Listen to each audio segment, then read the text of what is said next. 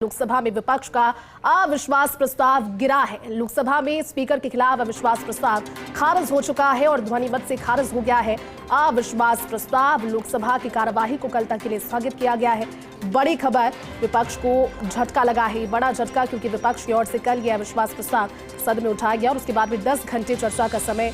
लेकिन आज गृह मंत्री अमित शाह ने अपने संबोधन के दौरान जवाब देते हुए सबसे पहले कह दिया कि जो लोकसभा स्पीकर होते हैं वो सदन के लिए, सभी के लिए समान हैं और सभी के हित में कार्य कर रहे हैं। लगातार उनके इस कार्यकाल के दौरान भी उन्होंने सभी के हितों को साधने की कोशिश की और ऐसे में विपक्ष अनर्गल मुद्दे को उठा रहा है। हालांकि उनके संबोधन के दौरान भी, अमित शाह के संबोधन के दौरान भी विपक्ष ने जोरदार हंगामा किया, लेकिन ध्वनि मत के साथ में जो अविश्वास प्रस्ताव है उसको खारिज किया गया है। और इस अविश्वास प्रस्ताव के खारिज होने के साथ वो तमाम सारी बातें, जिसमें राहुल गांधी ने भी कह दिया कि उन्हें बोलने का मौका नहीं दिया जाता और विपक्ष के सांसद लगातार इस बात को लेकर के आक्रामक नजर भी आए, लेकिन एक झटका लगा है इस अविश्वास प्रस्ताव के खारिज होने के बाद में। पॉलिटिकल एडिटर योगेश शर्मा जुड़े हैं।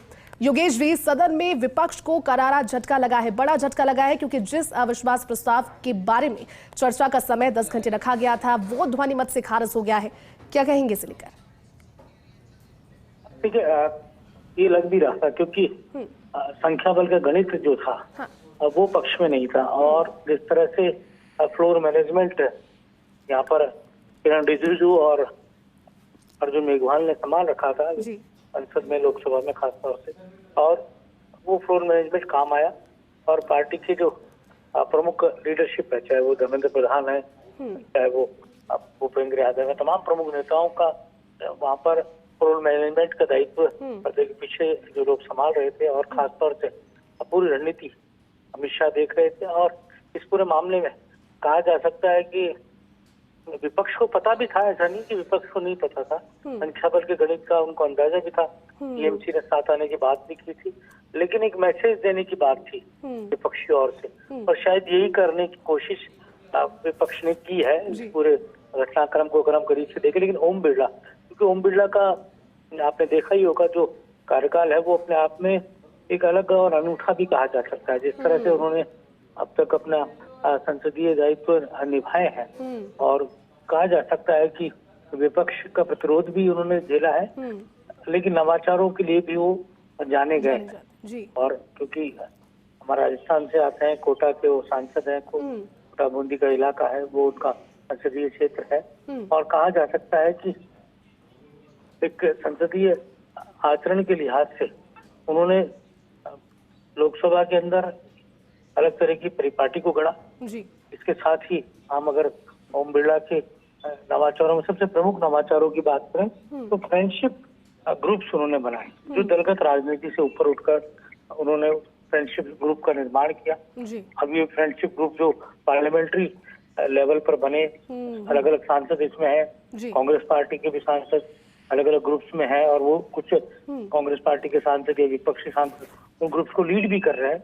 अभी सभी अलग अलग देशों में जाएंगे, तो जहां एक तरफ हम देख रहे हैं पूरे अंतर्राष्ट्रीय वैश्विक स्तर पर युद्ध के हालात हैं, अमेरिका इजराइल की जंग ईरान से लगातार जारी है, तो ऐसे में फ्रेंडशिप ग्रुप्स और इनका एक महत्व भी बढ़ जाता है। तो संसदीय मैत्री समूह का निर्माण ओम बिरला के कार्यकाल की बड़ी उपलब्धि है।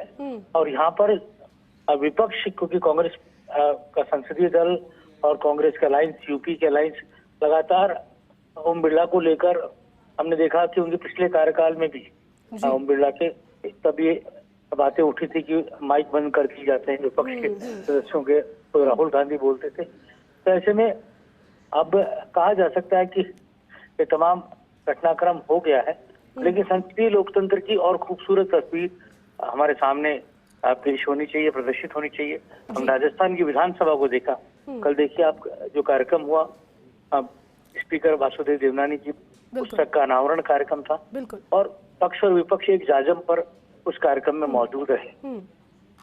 खासतौर से मुख्यमंत्री मदनलाल शर्मा ने अनावरण किया तो नेता प्रतिपक्ष टीकाराम जूली ने अपनी बात की। प्रदेश कांग्रेस के अध्यक्ष मोहन सिंह डोटासरा मौजूद थे। देवनानी विशुद्ध तौर पर संघ आइडियोलॉजी से आते हैं और बीजेपी के कद्दावर नेता कहे जाते रहे और आज वो स्पीकर है। लेकिन जब बात इस तरह के कार्यक्रमों के आयोजन के लिए 24 दिन राजस्थान की विधानसभा की कार्रवाई चली और बहुत ही सौहार्दपूर्ण तरीके से चली। कुछ एक आध मौके अगर हम छोड़ दें तो काफी काम राजस्थान की विधानसभा हुआ। ठीक इसी तरह लोकसभा अध्यक्ष ओम बिरला ने भी लोकसभा को एक अलग तरह का रूप देने का प्रयास किया। उनके समय ही हमने नई लोकसभा के आवरण को देखा। लोकसभा का नया भवन उनके समय ही सामने आया। आज आकर आप संसद भवन जाते हैं, लोकसभा देखते हैं, राज्यसभा देखते हैं, संसद का पूरा भवन देखते हैं, तो अपने आप में एक अलग अद्वितीय वो समावेश होता है जहाँ पूरे भारत की झलक हमें दिखती है, प्राचीन भारत से लेकर और वर्तमान भारत तक की झलक को प्रदर्शित करता हुआ वो पूरा का पूरा संसद भवन है। और साथ ही कहा जा सकता है कि सदन में ज्यादा से ज्यादा काम हो, ज्यादा से ज्यादा सदन की गतिविधि हो, कार्य दिवस हो, उस पर भी फोकस हुआ है। ये अलग बात है कि विपक्ष के साथ कई मौके ऐसे आए जब उनके नहीं बनी, और ये भी कहा जा सकता है कि बीच के रास्ते निकालने के प्रयास हुए, लेकिन उन मामलों में भी मुझे लगता है कि यहाँ पर ओम बिरला से का काम होता है हाउस को चलाना, लेकिन अक्सर विपक्ष का काम होता है सदन को सुचारू रूप से चलाना, और उसमें भी बड़ी भूमिका उस पार्टी की होती है जो सत्ताधारी दल होता है। तो सदन में जो फ्लोर मैनेजर्स होते हैं उनका रोल बहुत इंपॉर्टेंट होता है, वो किस तरह से उसको देखते हैं। क्योंकि मेरा ये मानना है कि प्रस्ताव लोकसभा अध्यक्ष के खिलाफ आए ऐसी नौबत नहीं आनी चाहिए।